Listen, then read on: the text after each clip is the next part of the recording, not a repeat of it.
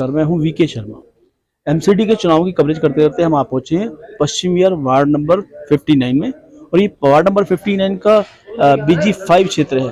और यहाँ पर कुछ ही क्षणों में कांग्रेस की एक जनसभा होने वाली है, जिसमें यहाँ के प्रत्याशी दुष्यंत यादव जनता को अपने विचारों से अवगत कराएंगे और जनता से हम बात करने का प्रयास करेंगे कि उनके मन में क्या रुझान है। मैं विनोद शर्मा जी BG6 ब्लॉक यहाँ पश्चिम बिहार में रह रहे हैं और 30-35 साल से यहाँ रह रहा हूँ। 4 दिसंबर को चुनाव है, क्या पोजीशन है पश्चिम बिहार की? पश्चिम बिहार की बहुत बढ़िया पोजीशन है जी। दुष्यंत के फेवर में बहुत अच्छा माहौल है। जितने लोग भी जो पहले आम पार्टी में चले गए थे, बहुत से लोग जो हैं कांग्रेस में वापस आ गए हैं और दुष्यंत का बहुत बढ़िया साथ दे रहे हैं। और हमें भी खुशी हुई है कि एक यंग लड़का, काम करने वाला, जुझारू, जिसको लगन है काम करने की, सारे उसकी फेवर में है और बहुत अच्छा नतीजा आएगा। आम आदमी पार्टी आरोप लगा रही है कि बीजेपी ने कूड़े के ढेर लगा दिए, पहाड़ बना दिए यहाँ पर, और बीजेपी कहती है कि आम आदमी पार्टी ने यानी दिल्ली सरकार ने एमसीडी के कर्मचारियों को वेतन नहीं दिया, जिसकी वजह से उन्हें हड़ताल करनी पड़ी और दिल्ली वासियों को कष्ट भोगना पड़ा। हड़ताल तो लड़ाई के बीच में क्या लगता है कि कांग्रेस बाजी मार ले जाएगी? बिल्कुल सर, बिल्कुल। वो कहते हैं ना कि 2 बिल्लियों की लड़ाई में और बंदर फायदा उठा जाता है, तो ऐसा ही नजर आ रहा है जी। क्योंकि देखिए 15 साल के अंदर बीजेपी को हमने देखा है, गलियां जो कैसे पड़ी हैं, कूड़े के ढेर जो हैं वो भी लगे, पार्क साफ नहीं होते हैं, पानी की समस्या जो है वो भी ऐसी चलती रहती है। बाकी रही आम पार्टी की बात, आम पार्टी ने तो ये समझ लो कि हमें 8 साल में ठग लिया जी। जो वो ये कह के आए थे कि हम रामलीला ग्राउंड में शपथ लेंगे, हम 1 रुपया तनख्वाह लेंगे और हम गाड़ी भी नहीं लेंगे, सरकारी बंगले नहीं लेंगे, तनख्वाह नहीं लेंगे, आज वो सारी चीजें ले रहे हैं। जिनके पास कुछ नहीं था आज वो प्रॉपर्टियों के मालिक बन गए। मालिक तो जनता है चुनाव में, आप क्या मानते हैं? बिल्कुल जनता है। अब हमारे यहाँ एरिया में जैसे लोगों का हम सुनते हैं, कॉर्नर में जाके खड़े हो, किसी दुकान पे खड़े हैं तो लोग आपस में बात कर रहे होते हैं, तो वो कहते हैं यार कांग्रेस ही अच्छी थी जी, कांग्रेस को ही दोबारा लाए, क्योंकि जो नालियों के हाल है, मच्छर का पश्चिम बिहार में बुरा हाल है। कहते हैं मैं फ्री में बिजली दूंगा, फ्री में पानी दूंगा, आपके स्कूलों की स्थिति सुधार दूंगा। सर ये सब फ्री वाला अच्छा नहीं लगता आपको? सर ये सब ढोंग है। अब एक बात हो ना, ये इतने बड़े बड़े कोठियां हैं, फ्लैट हैं, क्या इनके को फ्री बिजली मिल रही है? किसी को फ्री बिजली मिल रही? फ्री बिजली है क्या? तो इस बार चुनावी मुद्दा क्या है पश्चिम बिहार के लोगों के? सर गंदगी देखो आप, पश्चिम बिहार में मच्छर की समस्या है, सारे नाले। किसे दोषी मानते हैं? ये देखो काउंसलर है जो सिर्फ पैसे खा रहे हैं लेंटरों के जी। अब ये देखो ना जी, सिर्फ इन्होंने काम क्या किया है? सिर्फ लेंटरों वालों के पास जा जाके इन्होंने वहां से पैसा लिया जी, और तो कुछ भी काम नहीं किया इन्होंने। काम नहीं किया, जनता कह रही है। और भी जनता है हमारे साथ, नाम बताइए। नाम बताइए। हाँ भाई साहब, मैं राजेश चौधरी जी। जैसा कि पश्चिम बिहार में क्या संकट है, कैसे काम, कौन से काम पेंडिंग है जो अभी होने बाकी? पश्चिम बिहार के अंदर तो संकट है ही है। मैं तो ये समझता हूँ पूरी दिल्ली के अंदर बहुत बड़ा संकट है। जैसा कि आप लोगों को पता है कि केजरीवाल किस वादे से आए थे, और इस बारी भी ये बोल रहे हैं कि अगर हम इसमें दिल्ली सरकार में है तो हमें एमसीडी में भी लाओ। बाकी आप लोगों को पता है कि जो एक एक कैंडिडेट इन्होंने खड़ा किया है, उन लोगों से 1-1 करोड़ रुपए, किसी से 90 लाख रुपए, किसी से 1.5 करोड़ रुपए, किसी से गाड़ी, किसी से क्या, किस तरीके से इन लोगों ने लूटमार मचा रखी है। हम आरोपों की बात छोड़ देते हैं।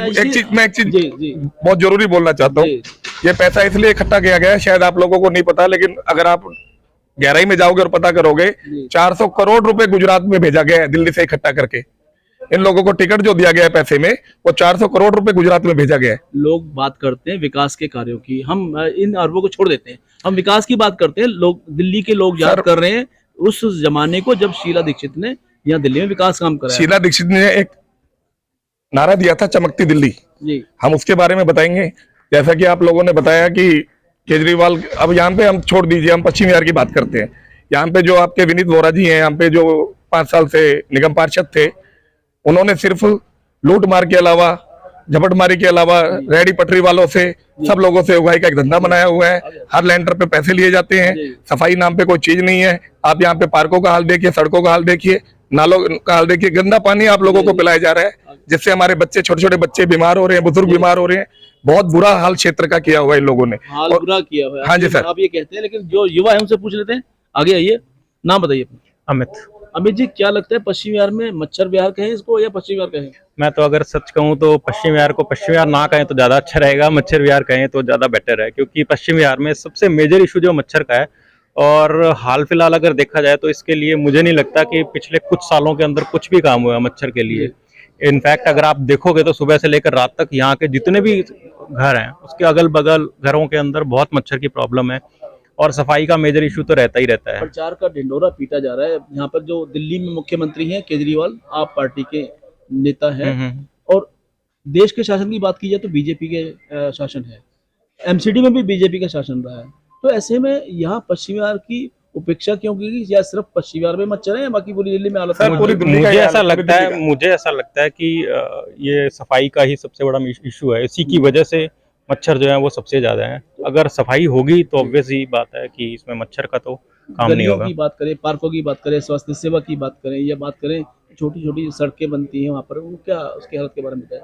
हालत अगर कहूँ तो अभी पीछे सिर्फ मुझे लगता है इलेक्शन की डेट डिक्लेयर होने के बाद ये रोडों की जो है वो शायद व्यवस्था सुधरनी शुरू हुई होगी, जबकि इनडायरेक्ट ऐसा है कि सड़कें तो बहुत ही खराब हो जाती हैं। ये मुझे लगता है इलेक्शन के आने की वजह से ही ये रोडें जो है वो नॉर्मली ऐसा होता यही है कि 5 साल में जब एक बार जब रोड बनने वाली होती है, सिर्फ इलेक्शन की वजह से ही मुझे लगता है रोड बनती है, अदरवाइज रोड तो बने ही ना। गिनती के दिन रह गए, वोट 4 दिसंबर को होने या 7 को नतीजा आ जाएगा, क्या उम्मीद करते हैं नतीजा? मुझे ऐसा लगता है कि दिल्ली में जो विकास हुआ था शायद शीला दीक्षित ने जो 15 साल में किया था वो शायद मुझे नहीं लगता कि अभी तक उससे पहले भी कभी हुआ था, या शायद अब कुछ हो रहा है। लेकिन हाँ ये है कि आम आदमी पार्टी ने जो है कि उनका सिर्फ एजेंडा सिर्फ अगर लाइट और पानी को लेकर है तो उसका बेनिफिट जो है मुझे नहीं लगता कि सारे दिल्ली वालों को मिल रहा है उसका। तो आप 7 तारीख का नतीजा कैसे देखते हैं? मुझे ऐसा लगता है कि शायद कांग्रेस को आना चाहिए, शायद क्योंकि अब यूथ को, क्योंकि अब 15 साल से तो दिल्ली की पब्लिक देख ही रही है कि बहुत कुछ काम तो हुआ नहीं है। जो 15 साल पहले जब शीला दीक्षित के टाइम जब काम होता था तो ऑब्वियसली बात है, आप किसी से भी पूछोगे तब भी कोई आपको यही कहेगा कि जो डेवलपमेंट दिल्ली में शीला दीक्षित की सरकार ने की थी वो शायद अब तक नहीं हुई। आज के युवा कह रहे हैं कि शीला दीक्षित की सरकार ने काम किया है, आप क्या मानते हैं? बिल्कुल सच बोल रहे हैं साहब। इन्होंने सिर्फ एक शराब की पेटी के साथ एक शराब की पेटी हमारे भाइयों को नशाखोरी की आदत डाली है। और जो शीला दीक्षित जी ने जब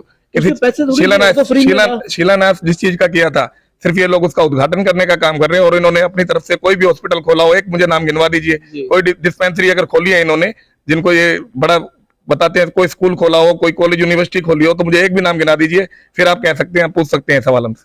जी, तो ये है जनता के दिलों में जो बातें होती है वो कहती है। और अक्सर ये देखा जाता है कि क्षेत्र के विकास के लिए अगर स्थानीय लोग अगर कृत संकल्प हो, जागरूक हो, तो वहाँ विकास नेताओं को कराना पड़ेगा, सरकार को कराना पड़ेगा। तो आवश्यकता है पश्चिम बिहार के निवासियों को, दिल्ली के निवासियों को जागरूक रहने की और अपने अधिकारों को जानने की।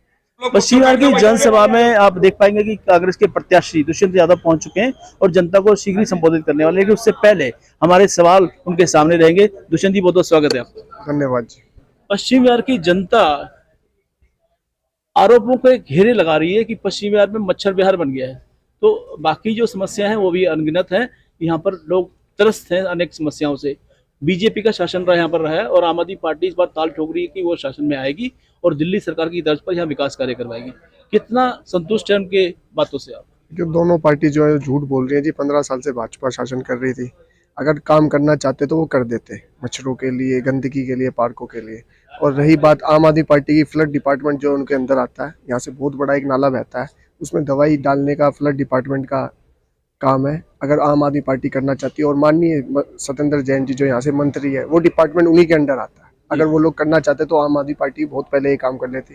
ये दोनों पार्टी जो है सिर्फ झूठे दिलासे देने में आगे है। ये कूड़े की ढेर के अलावा, गंदगी की सफाई के अलावा और कौन से खास मुद्दे हैं जिनको लेकर आप जनता के बीच में जा रहे हैं?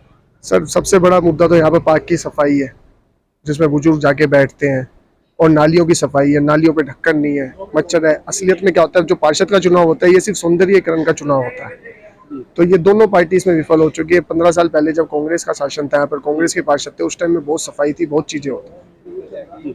आप क्या मानते हैं कि इस बार जनता का जो प्यार है वो दोनों पार्टियों से उकता गए हैं और इस बार फिर से वो कांग्रेस के विकास की राह को, जैसे शीला के जमाने में था, शीला दीक्षित के जमाने में था, वो विकास की उसी बात को याद कर रहे हैं और फिर से मौका देना चाहते हैं कांग्रेस? बिल्कुल बिल्कुल, जिस भी मीटिंग में मैं जा रहा हूँ वहाँ पर वो इसी शीला जी के काम को ही याद कर रहे हैं। आज भी के कांग्रेस के कार्यकाल में बहुत अच्छा काम होता था, और मुझे पूर्ण रूप से बहुमत देने के लिए लोग तैयार है। जहाँ भी मैं मीटिंग करने जाता हूँ मुझे बहुत स्नेह और बहुत प्यार मिलता है और मुझे अब की बार दिल्ली में कांग्रेस की सरकार बनने जा रही है।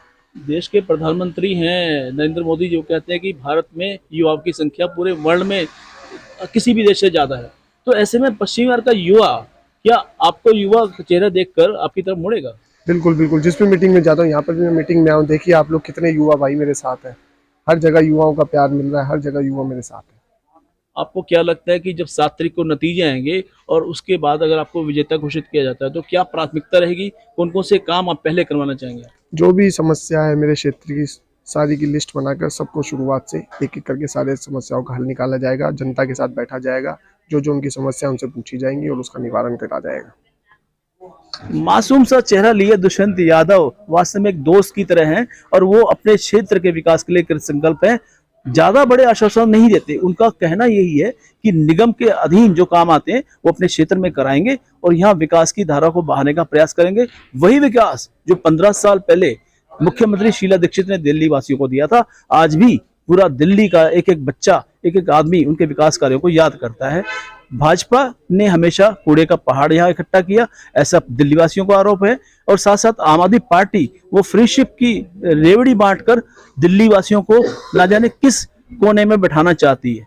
अपनी क्षमता पर, अपनी मेहनत पर हम सभी को आत्मविश्वास होना चाहिए, ऐसा मेरा अनुरोध है। और हमारी अनुरोध ये भी है कि आने वाली 4 दिसंबर को सबसे पहले आप मतदान करें, बाद में जलपान करें, लोकतांत्रिक अधिकार है। और 7 तारीख को अपने इलाके के विकास के लिए उस योग्य और सुशिक्षित उम्मीदवार को विजेता बनाए जो सही मायने में यहाँ पर विकास कार्य करवाए। आज के लिए इतना। पश्चिम बंगाल से हमें इजाजत दीजिए। नमस्कार।